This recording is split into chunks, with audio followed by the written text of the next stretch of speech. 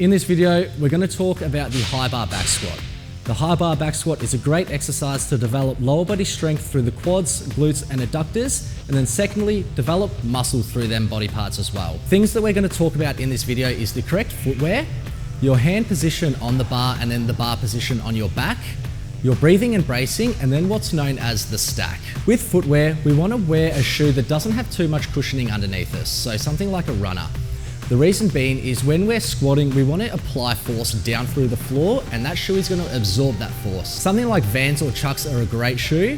Bare feet even works, or if you have access to an Olympic weightlifting shoe that's got an elevated heel, that could help you achieve a lower depth in your squat.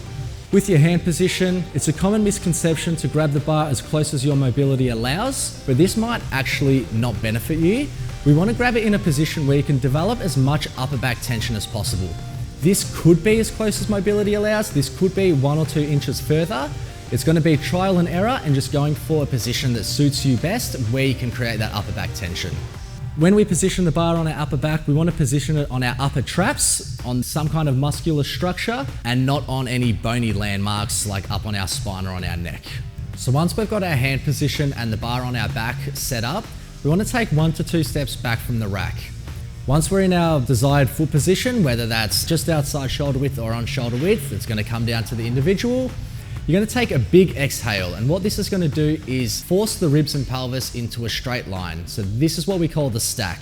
And once you've completed the exhale, we're then going to follow it up with a big inhale. When we inhale, we don't want to lose that position that we've just worked on, so we want to keep our rib cage and pelvis in that straight line. Once you've got that breath, you're going to imagine someone is punching or kicking you in the gut, and you're going to tense it as much as you can and hold that braced position. And then from there, we're going to descend down into our squat and then back to the top. And just controlling the bar as low as what your mobility allows.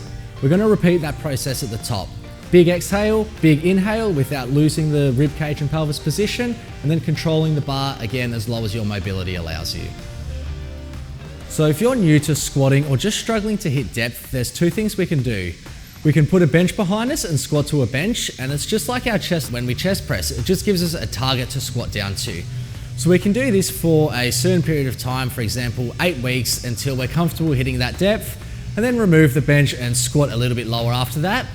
Or you can put a heel wedge or a weight plate under your heels. What this is going to do is just help you achieve a little bit lower depth as well, just by giving you a little bit more dorsiflexion of the ankle. When we're squatting, we also don't want to have too much weight through the front of our foot, and we don't want too much weight through our heels either. We want to have our weight sitting throughout the midfoot, so not too much weight forwards, not too much weight back. We want to have the pressure of our weight through our midfoot from the top of the movement all the way down to the bottom and then back to the top. The position that you're in at the top is the position that you want to finish every rep on. So we don't want to start the movement in, say, a midfoot position and then finish out on our heels. And same thing through the rib cage, pelvis, and so on. The position we start in is also the position we want to finish in.